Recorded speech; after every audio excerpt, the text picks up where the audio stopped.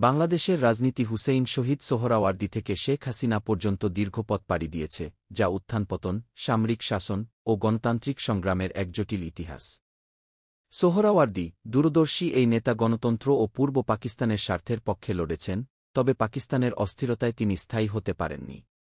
মওলানা ভাসানী, বাংলাদেশের রাজনীতির মজলুম জননেতা। মওলানা আব্দুল হামিদ খান ভাসানী ছিলেন বাংলাদেশের রাজনীতিতে এক অনন্য ব্যক্তিত্ব। তিনি ছিলেন ক্ষমতার বাইরে থেকে জনমানুষের অধিকার আদায়ে আপোষহীন নেতা। তিনি ছিলেন দূরদর্শী, আপোষহীন ও ক্ষমতাবিমুখ।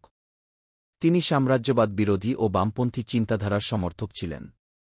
তিনি স্বাধীনতার পর ফারাক্কা লং মার্চের মতো কর্মসূচি নিয়েছিলেন। মূলত তিনিই প্রথম স্বাধীনতার এক গুরুত্বপূর্ণ ইঙ্গিত দিয়েছিলেন। শেখ মুজিবুর রহমান, তাকে স্বাধীন বাংলাদেশের স্থপতি বলা হয়ে থাকে। ২৫শে মার্চ যদি তিনি ইয়াহিয়া ও ভুট্টোর প্রস্তাব মেনে নিতেন তবে তিনি হতেন পাকিস্তানের প্রধানমন্ত্রী।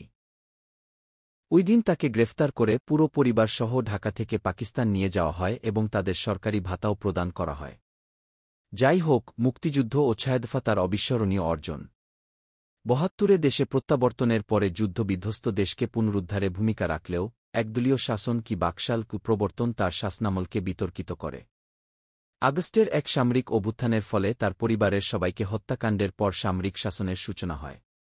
জিয়াউর রহমান সামরিকভাবে ক্ষমতায় এসেও বহুদলীয় গণতন্ত্রের কথা বলেন ও বিএনপি প্রতিষ্ঠা করেন। তিনি ছিলেন বাংলাদেশের সবচেয়ে জনপ্রিয় প্রেসিডেন্ট। তবে তার শাসনকালেও ছিল অস্থিরতা। ৮০ সালের দিকে এক সামরিক অভ্যুত্থানে তিনি নিহত হন। হুসেইন মুহাম্মদ এরশাদ স্বৈরাচারী হিসেবে শাসন করলেও উপজেলা পদ্ধতি প্রবর্তন করেন, যা কিনা ছিল ক্ষমতার বিকেন্দ্রীকরণ, সেই সাথে সবচেয়ে জনপ্রিয় একটি সিদ্ধান্ত। ৯০-এর এক গণঅভ্যুত্থানে তার পতন হয়। খালেদা জিয়া ২ মেয়াদের প্রথম আপসহীন মহিলা নেত্রী হিসেবে প্রধানমন্ত্রী ও সংসদীয় গণতন্ত্র পুনরুদ্ধারে ভূমিকা রাখেন।